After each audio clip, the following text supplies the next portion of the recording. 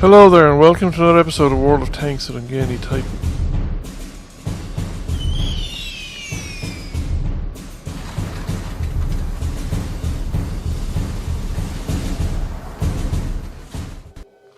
As you can see, I was looking through the German tech tree and I spotted the E25 was for sale, so I thought, right, I'm having that. I had some gold left over from my last purchase. Not sure if the E25 is always for sale as a permanent part of the tech tree or it's just on for a particular occasion, but it's something I know that it's a tank they removed from the PC because it was considered to be overpowered, and I kind of always wanted to have one, so between one thing and another, when I saw it, I said I'll get it just in case they ever decide to actually follow the PC route and remove it from the shop. I've had a couple of games in it. I'm still falling into the temptation of pushing it that little too far forward. It is very fast, so you are constantly tempted to just go one bush further because that would be better and you'd have a better view and so on and so forth. This is one of my better games in it. I had a good few decent games in it, but this is probably the best game I've had in it so far. Now, I haven't been playing World of Tanks as much as I'd like to really, and I've actually haven't had the Cannes map in ages. And I can't say that I'm familiar with the Cannes map. I thought that if I got up into this corner, I would be able to shoot at enemy tanks as they crested that central ridgeline there in front of me, where you can see the rocks and the reverse slope of it. I was reasonably certain the enemy tanks would get there before our tanks, and therefore I was hoping to use this position to shoot them as they were attempting to fire at our tanks advancing across the open field. However, as it turned out, our guys, or at least one of our guys, got there first. And he is already mounting the ridge, and he's going to start spotting tanks on the other side where I won't be able to see them. So at that point I decided I'm going to push forward a little bit because they're not going to be crossing the ridge and they're going to be shooting at him on the other side. He's going to delay their appearance on the ridge line, and then I won't get to shoot at them at all. However, it didn't quite work out that way. Some of them did make it onto the central ridgeline. And I think this game really highlights the strengths of this tank, which is its stealthy nature and its rapid rate of fire. This is a very fast firing gun. It doesn't do a lot of damage, but it does it often. It's kind of like a higher tier Matilda. I'm not doing a lot of damage per shot, but I'm doing it every couple of seconds really. It's my reload time, 2.5 seconds. So every 2.5 seconds I'm hammering out a shot, and I'm practically penetrating with most of them as long as the target is reasonably still and I found my location to shoot it at. So we've gotten that hammer with a fuse backed out.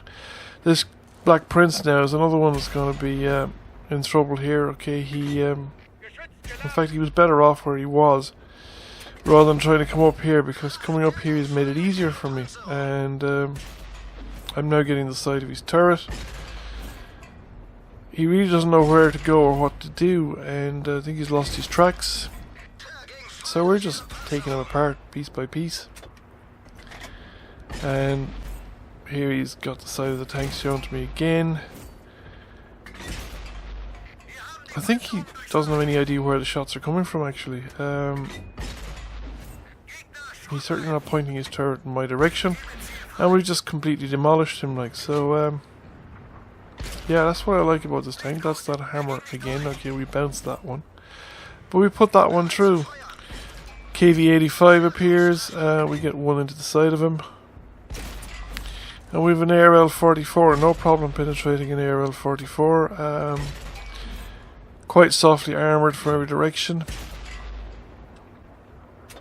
Some good sloping on the front of it, alright, if you can bounce shots off the front of it, but I'm going for the turret more there than the front of the tank. I think I've pretty much cleared that central ridge. Well, not just me, like, but I've still 23 damaging ribbons. It's quite a lot of damage output. So we're going to push forward now, and it's going to get a bit riskier because we're going to be much more exposed and closer to the enemy tanks. I really can't wait to train up stealth skills on my tank destroyer crews. I am still working on the early skills, so I have I think I have 6th sense on one of them, and I'm going for, I think, snapshot or smooth ride or some of those ones, and I might stick with the gunnery skills first and then brothers in arms and then go for the stealth skills. German tank destroyers, I find them quite effective at long range and don't really need to spot for myself just yet, so I'm going to go for the stealth skills first. So by the time I get to the mid tiers, I think, in the German tank destroyers, I'll have a couple of stealth skills added in. And I think at that point this tank should be a complete horror, because you can then go fairly close to the enemy and still remain hidden and just output damage with this blistering rate of fire. And occasionally you can get away with some close quarter stuff if you have to, because you have a low profile. That KV tried to shoot over me there and sent it completely over the top of the tank, and I was able to get a few shots in on him, even because I was able to turn. So yeah, clutch braking might be another one as well, just to get the turn faster. Not going to make it in time here to get another shot off, and that's it. So 25 ribbons, quite a lot of module damage. So how do we do? 106,000. High caliber, second class mastery in a Confederate, over 3,000 damage. That's pretty good. So it's a decent silver earner as well. Not sure if With Honours was a money multiplier, but even so, it's still pretty good going. So anyway, I hope you enjoyed the video. Thank you for watching, and I'll catch you again soon. And I really recommend the E25.